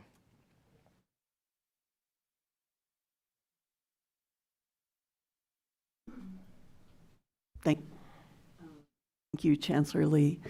I do want to make one clarification, and that is the degrees, the requirements of degrees, even though they will have the same name at different campuses, the requirements are not the same. The number of courses required for the majors is different at the different campuses. So let's be sure that we all understand that.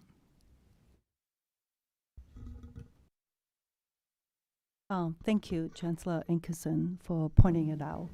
However, all the North American business schools are accredited by AACSB. That put them on the same category. AACSB accreditation review the whole program as a whole. That make the transfer of credits from one accredited degree-labeled program to another a lot more convenient than a business program accredited by ACSB but under concentration to go to another degree program. It's a little bit difficult. So my discussion about creating a little bit convenient transfer is based on both ACSB accredited and also degree labeled programs, if that makes sense. It's all the geeky accreditation thing, I know. But that is actually a major advantage for us to do it, to join the convention. Anyone else? To Chancellor Inkerson's point, I think that it is important to remember that there are different standards at different universities, and I think that kind of plays out through, a business degree awarded by UNL and UNO. While they're both business degrees, I think they're respected differently. UNL has a great business program, and I think it's well respected throughout the state. And that will still be regarded in a very positive way by the business community compared to some other places. And that's not to put or to disparage any other programs. It's just some places are more prestigious or well regarded in the business community. So I think doing this allows for UNO to have what they need, what their students want. But UNL, I don't think, is in any way disadvantaged by this because they still have the good name that the flagship university has. Anyone else?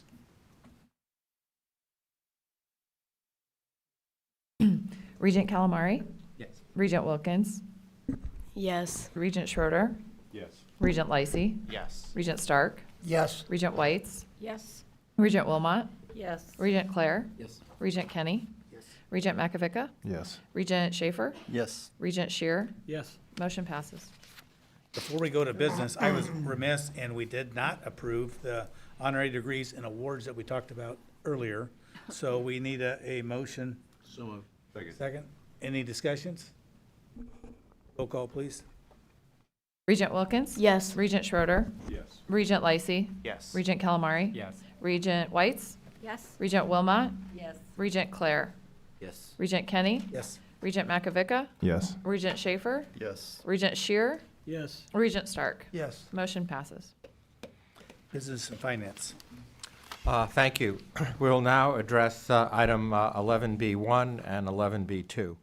And again, as we have previously done, we'll outline each of the items, in this case from the University of Nebraska-Lincoln separately, and the board will be asked to vote on them together. If any regent wishes to extract any matter herein and have that considered and voted on separately, they may certainly make a motion to do so. Item 11B1 seeks your approval today of prime supplier agreements for food and related items at the University of Nebraska-Lincoln campus.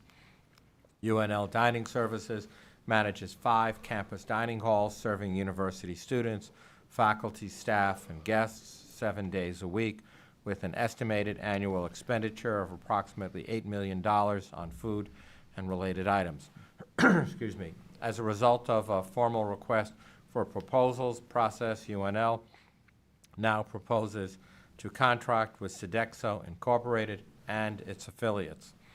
The contract would have an initial term of 3 years and 3 months, beginning April 1st, 2026, and ending June 30th, 2029, with an option for renewal of 2 additional one-year periods, for an estimated total expenditure of approximately $40 million, inclusive of renewal terms. The next item is 11B2, that seeks your approval of a banking services license agreement between UNL and the Union Bank and Trust Company. The University of Nebraska-Lincoln provides on-campus banking services to support the financial needs of students, faculty, staff, and campus visitors. As a result of a formal, again, request for proposal process, UNL now proposes to enter into a university banking services license agreement with the Union Bank and Trust Company. The proposed agreement will be effective May 31st of 2026 and would have an initial term of 6 years and 2 options of 3-year renewal periods at the university's discretion. The agreement is revenue generating with ATMs across UNL's campuses.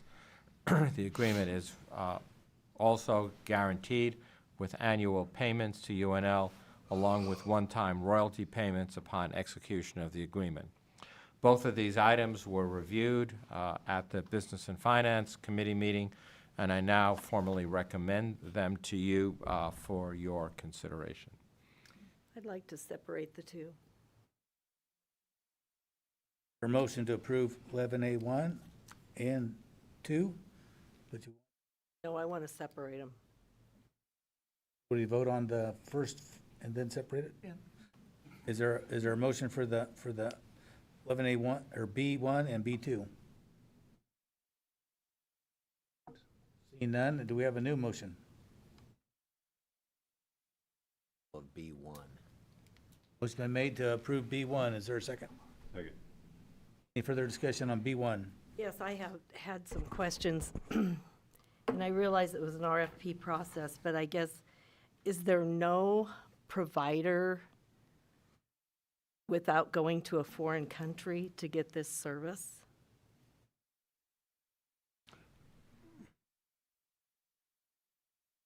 The company is in Lincoln, but it's owned by a, Yes, it's owned by a Be foreign clear. country.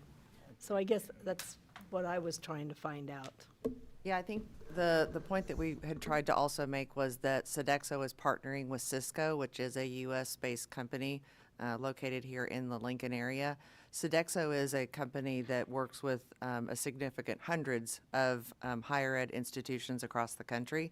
And again, through the RFP process, Sodexo was the one that was selected for all of the reasons that were, clearly stated in the scope of work. So Cisco itself is not interested in making a proposal to us? They did, I will have to double check and see. I think they were included in Sodexo's proposal. It was a partnership. And I know my curiosity comes because I know in the prison system, which is pretty large, there are American providers, and for the use of our taxpayer dollars, I personally would prefer that we went that route. Of course, like I said, I don't know what the results of all the RFP or what kind of results you had, but that would be something that, to me, is a priority as we look at this and as we go forward. any other comments? B1. Roll call, please. Regent Schroeder, Yes. Regent Lacey, Yes. Regent Calamari, Regent Wilkins. Yes. Regent Wilmot, Yes, reluctantly. Regent Clare, Yes. Regent Kenny, Yes. Regent Makovica, Yes. Regent Schaefer, Yes. Regent Shear, Yes. Regent Stark, Yes. Regent Whites. Yes. Motion passes. Thank you. On B2. Now we drop down to B2. Is there a motion to approve B2? So moved. Which has been made in second. Any comments on B2? I'm going to abstain from voting because I sit on Union Bank and Trust's Board of Directors. Any other comments? Libby? Yeah, I was able to work on this RFP at the campus level, and UBT has been such a good partner with us for students, for faculty, for staff. They also offer some really cool programs with student workers. And so there are some students that work for UBT within the union. And so, yeah, excited for them to continue on supporting the university. Thank you. Anyone else? Barb? I understand that we will have an ATM and we'll take a fee. Does the fee go to them or does it come to the university? Ian? The fee would go to UBT.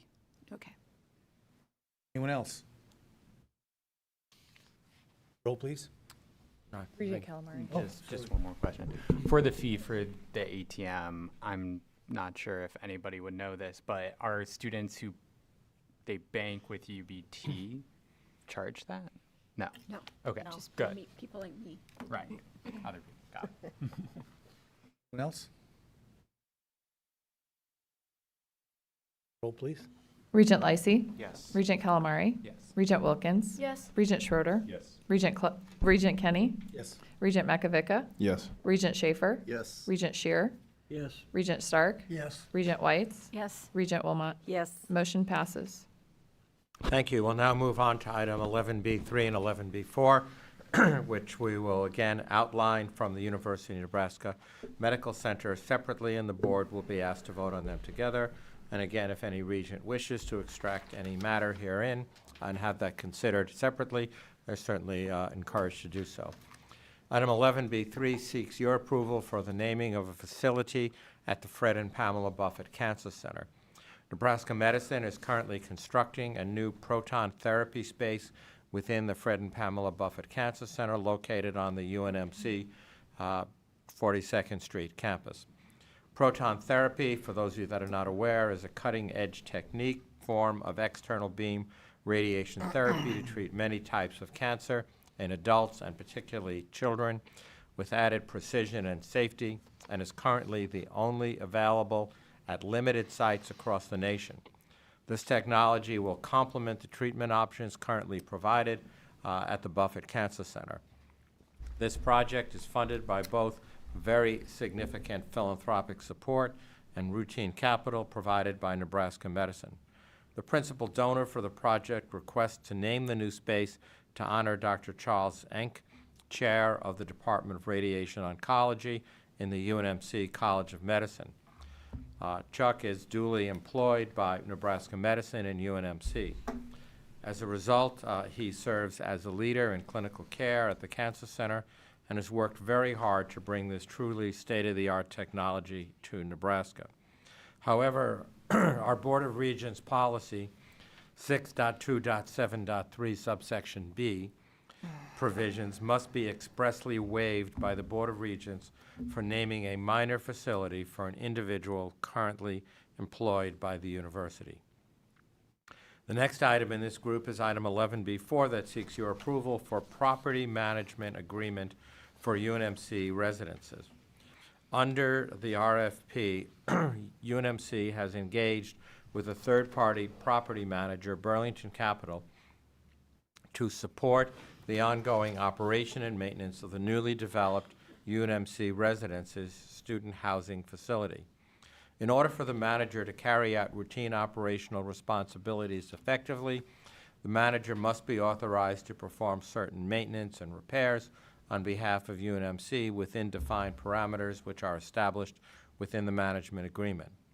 Maintenance or repairs outside of these parameters defined in the agreement require written authorization from UNMC, and in addition, management agreements permit the manager to respond to emergency situations where emergency action is required to address risks to life, property, resident safety, and continuity of essential services at UNMC residences.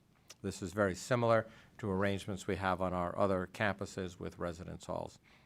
These items were, again, extensively reviewed by the Business and Finance Committee, and I now formally recommend them to you for your consideration.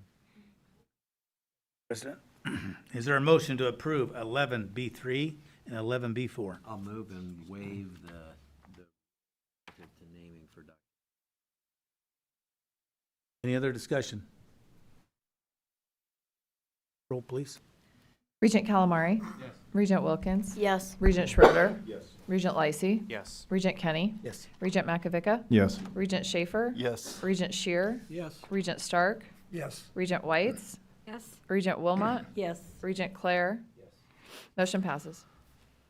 The next item is 11B5 that seeks your approval of the intermediate design information for the Biomechanics Research Building Phase 3 addition at the University of Nebraska at Omaha, and to approve the project budget revision and execution of a standard form GMP or Guaranteed Maximum Price contract.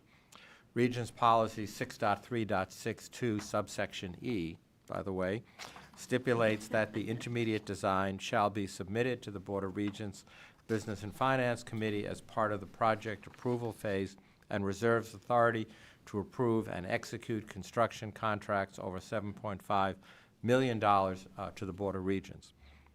The program statement for the Biomechanics Research Building Phase 3 addition was approved by the Board of Regents on April 11th, 2025, and there have been no material changes to the project scope or budget since the program statement was approved. The approved program statement included the use of a construction manager at risk delivery model. McCarthy Building Companies Incorporated was selected as the CMR through a competitive qualifications-based process in accordance with all Board of Regents policy and entered into a pre-construction services agreement on July 7th, 2025. This item again was reviewed at the Business and Finance Committee and is now formally recommended by the Business and Finance Committee to you today, and I present it to you for your consideration. President Gold, is there a motion to approve 11B5? So moved. Any discussion?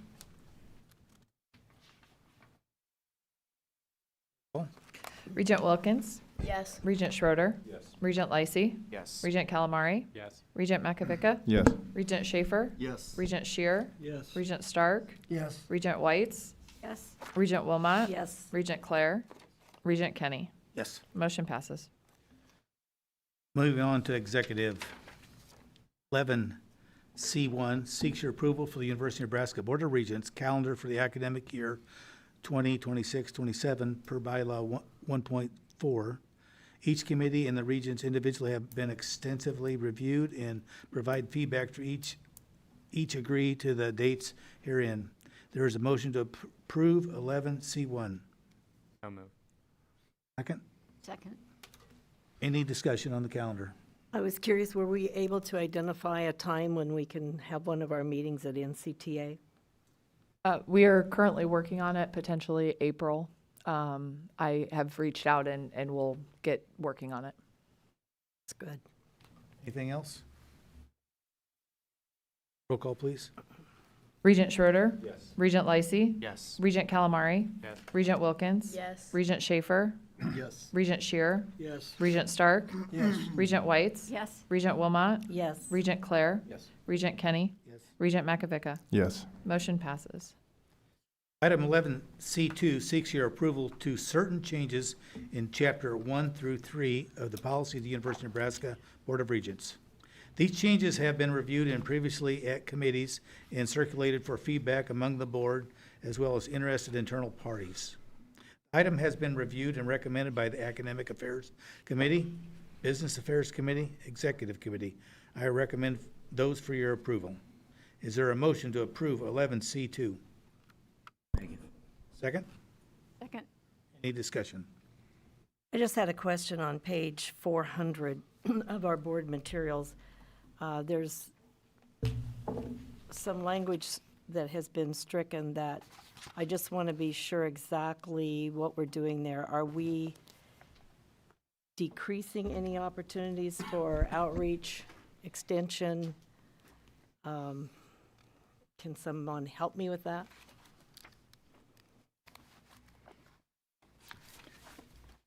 It is, if I need to be more specific, hang on, it is, $3.99. no, No, It's I think on- she's referring to 400. 400, yeah. Item number 4, Number is that what 4. you're referring to, Regent Yes, Wilmot? number 4. I'm not sure those particular center types exist anymore, and that's why they've been stricken.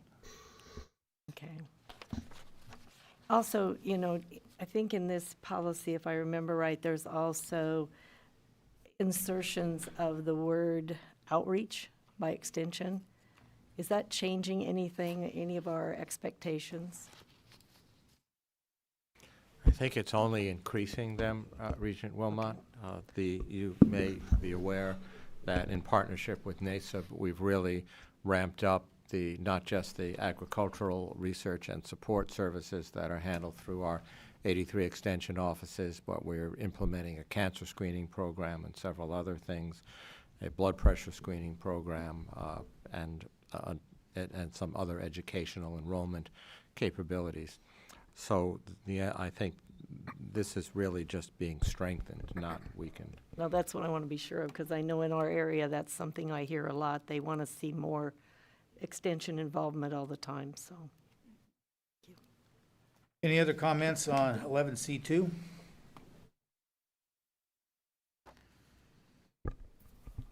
Roll, please.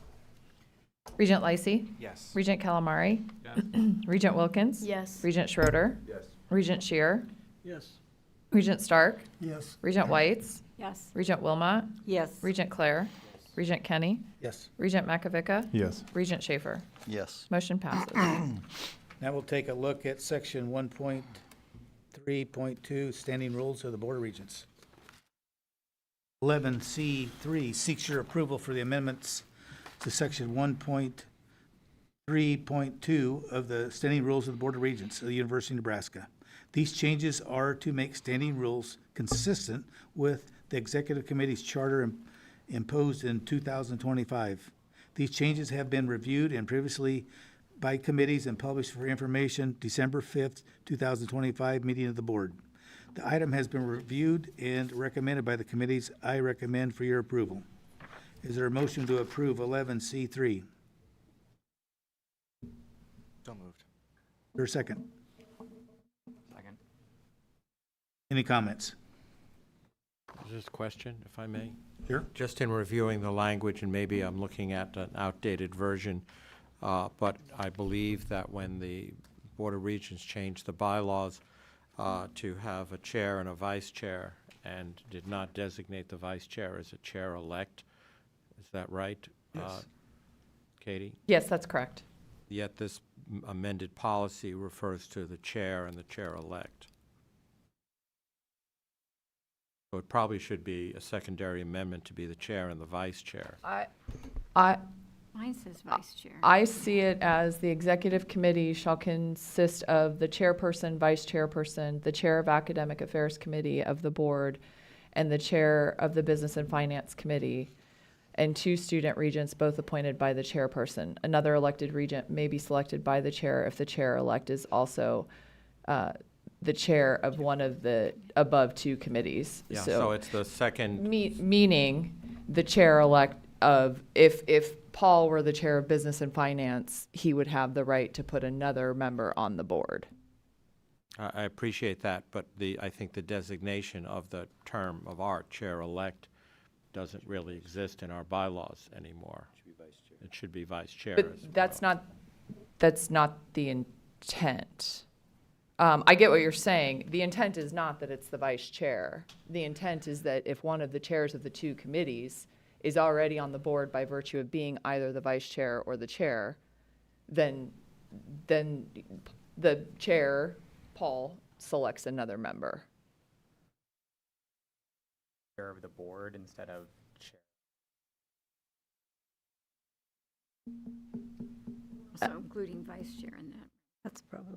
It could be clarified by saying another elected regent may be selected by the chair if the chair of one of the aforementioned committees is also if the yeah. Lost in the chair-elect part. I think if we just simply, if the chair or vice chair or one of the 2 Yes. committees is the Right. clarification. that's the clarification. Yes. So, of record. That would be a friendly amendment, I would say. Yes, to clarify the language, and I think this is just clarification language, which is valid. Another elected regent may be selected by the chair if the chair or vice chair is also the chair of one of the above 2 committees. Exactly. Thank you, thank you. Thank you for that, President Gold. Who made the motion and second? Friendly amendment. So would you accept that? Any further questions on that? Roll, please. Regent Calamari. Yes. Regent Wilkins. Yes. Regent Schroeder. Yes. Regent Lacey. Yes. Regent Stark. Yes. Regent Whites. Yes. Regent Wilmot. Yes. Regent Clare. Yes. Regent Kenny. Regent Makovica. Yes. Regent Schaefer. Yes. Regent Shear. Yes. Motion passes. Approve the addition of section 1.2.1 of the standing rules of the Board of Regents. 11C4. Item 11C4 seeks your approval to an addition to section 1.2.1 of the standing rules of the Board of Regents. This change will clarify which regions are able to run for chair or vice chair each election year. If the addition were approved, each district, as outlined, the standing rules would be able to run for chair or vice chair only during prescribed periods. This is created to achieve parity in leadership across the districts of the state of Nebraska. Item has been reviewed and recommended by committees. Motion to approve 11C4. So moved. I'll second. For a second. Any discussion? Yeah, I will abstain from this vote just because at this time I don't understand the whole process. So I'll abstain. I'd like to speak to this, and we've had a few conversations since this first came up, and the idea behind it is not that there have been bad leaders, but when we come as representatives of 165,000 households in my particular District 8, we represent that district, and it feels as though it's important that the leadership of the whole Board of Regents should be rotated. And that's what I was told when I first joined, was that there was a rotation, and we honored the chair leadership of each district by rotating the chairship. Since then, there's been no rotation. There's been kind of a circular, and I know because I've been on the losing end of 3 elections, so I kind of know that we've kind of stayed in kind of one lane. And I really believe our state is diverse enough, and we bring different perspectives enough that we need to be more representative in our board leadership, because that person leads the executive committee that meets on behalf of the board between board meetings. And I think that it's very important that we have a voice in those leadership places, at least periodically enough, that those districts that have 165,000 households also know that their elected leader is part of the leadership of the board.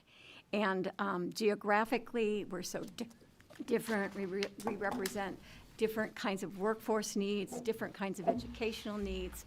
We have institutions in Kearney. We have nursing programs in Scottsbluff. And I think we need to see the leadership of this board. And I really mean this. I'm not saying anything about the current leadership or the last, the last leader from Omaha was Howard Hawks, and that was at least 9 years ago. I've been on the board 7 years, and no one from Omaha has been a vice chair or a chair. And I believe in our representative system, and I believe that this would improve the way we represent the state as our elected districts. And so I would really urge that we try this. I mean, we can, 2 years from now, if we say, nah, it's not going to work, we can reconsider it. But I think we ought to at least give an effort towards a more representative leadership rotation than what we have right now. So, thank you. I'd also like to comment on that. This is the first time in about 150 years that we're looking at a 2-year term. We voted on this twice before and we voted it down. There are 600,000 people, voters, in eastern Nebraska. That's all of Omaha, most of Elkhorn, and most of part of Sarpy County, Bellevue. They have not been represented in the chair, vice chair, or numerous committees or executive committees. And I have received a lot of questions from people, why is that happening? And I don't have the explanation for that. So I am very strongly in favor of rotation. We didn't particularly want to go to 2 years because that gives not everybody a chance to rotate. And there was a time that when I've talked to some of my colleagues, that's why the board got along so well, because everybody had a chance to be a leader. But things are changing. So I think this is a very important vote for the people of Omaha, eastern Nebraska, and those 3 areas that we mentioned. Anyone else? I want to say I don't disagree with what's been said today. When I got on the board, it was just a informal rotation, and it worked out great when I first got on the board. I think you think back to our legislature when we wanted to get rid of term limits, and because specifically we wanted to get rid of 1 senator, and the term limits did that. He ended up being the last one to go out, but it created some negativity because it lacks some institutional knowledge. It lacks some, has created difficulties, I think, for lobbyists with the relationships, et cetera. Those were unintended consequences of that action. And while I agree 100% with the of trying to rotate more with our board leadership, I'm concerned about the formalities set forth in a designated area of unintended consequences. I don't know what those would be, but I'm afraid of those, of the potential of that happening. And so while I agree with the comments that have been made, I'm going to vote no on that particular issue. Anyone else? Over here. As a student region, I think we're in an interesting position because we serve on the board, but we are also constituents and have our representatives also on the board. And as a voter in an Omaha district, I think that it's very important to have like different regions represented in board leadership.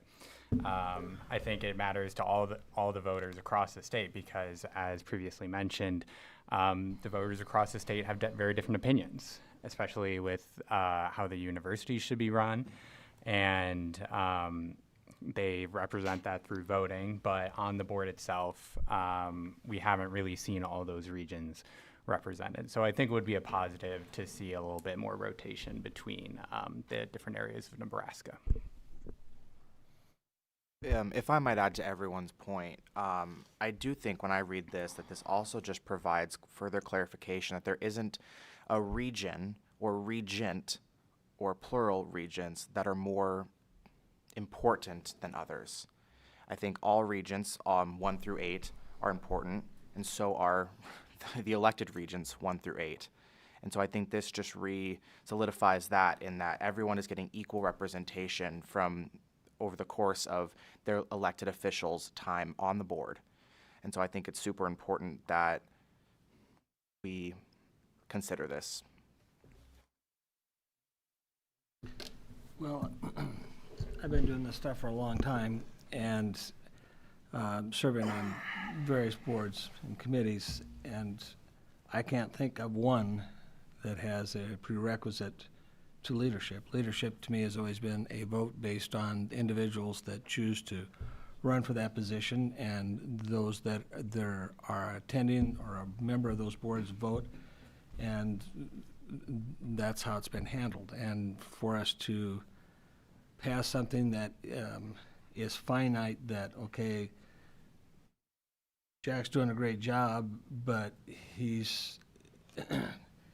now is in the cycle that is not going to allow him to be a board chair or whatever the case might be because of it, whatever the circumstance. We as a board should be able to elect our own leadership without the confines of where they may be from. And honestly, I've served cities, I've served multiple educational deals, I've served in the legislature, and I've served here. And I think there's a reason that's not part of anything that I can think of, is because they are assuming that leadership will be chosen by their fellow members based on the ability of those people in those positions. And I don't think we should hamstring any board to have to select somebody from a specific reason simply because of a time issue. I understand that maybe there hasn't been leadership, but I think there's probably things that are cyclical as well. And that, if we go back, there may have been, I don't know, I'm just saying there could have been 3 or 4 chairmen consistently from Omaha or Lincoln and not the outstate. So I will be voting no just because I can't think of another institution that I've ever been affiliated with that specifies a residency position for leadership position.